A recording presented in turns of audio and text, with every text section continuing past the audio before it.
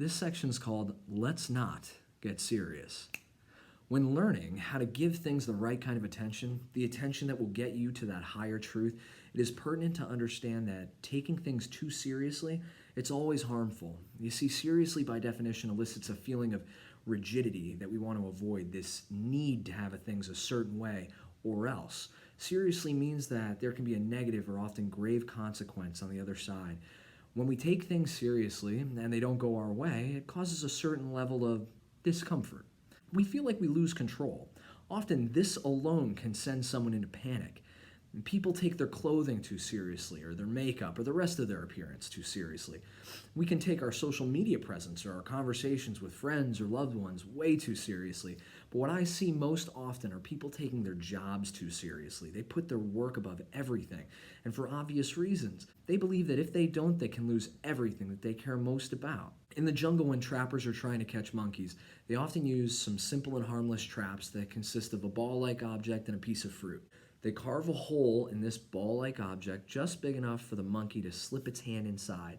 The fruit is placed in the object, and when the monkey reaches in and grabs the fruit, together its hand and fruit become too big to pull out of the hole. It sends the monkey into a panic, and the trapper can easily walk up and grab the monkey.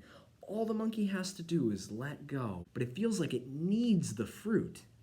This tension, this grip on the way it thinks it needs to be, its expectation of reality is what causes panic and ultimately gets the monkey caught.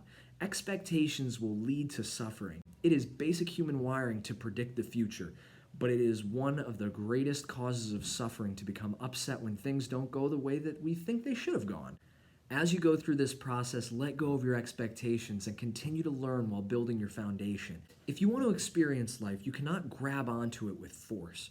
Like swinging a golf club or practicing an instrument, a direct but loose grip will yield the best results. If you want to experience water, you cannot grab water. If you squeeze tightly, you will lose it. But if you allow the water to run along your hand, you can truly experience it.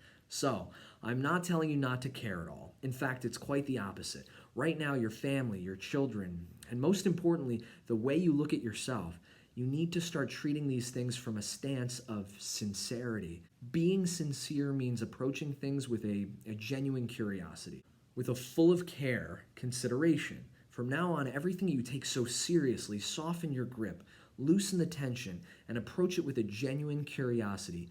Caring is sincere. You care about your child learning to drive, so you teach them everything you know. But when you worry, you are adding a level of need for control that is impractical and will bring you suffering. Worrying can be selfish in that it can require the attention of others. But at the core, worrying is caring, just with a thick layer of unnecessary suffering. Just as worrying can be selfish, neediness is the same. I need them to like me. I need her to be nice to me. I need him to hear me. I need to vent.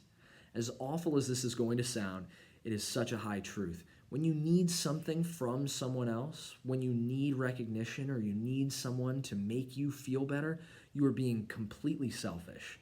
There is nothing more selfish than taking from others to give to yourself. But as you give more to yourself, following this process, as you become more self-sufficient, you're becoming more of a selfless human being. Care more, be sincere, and stop taking life so seriously.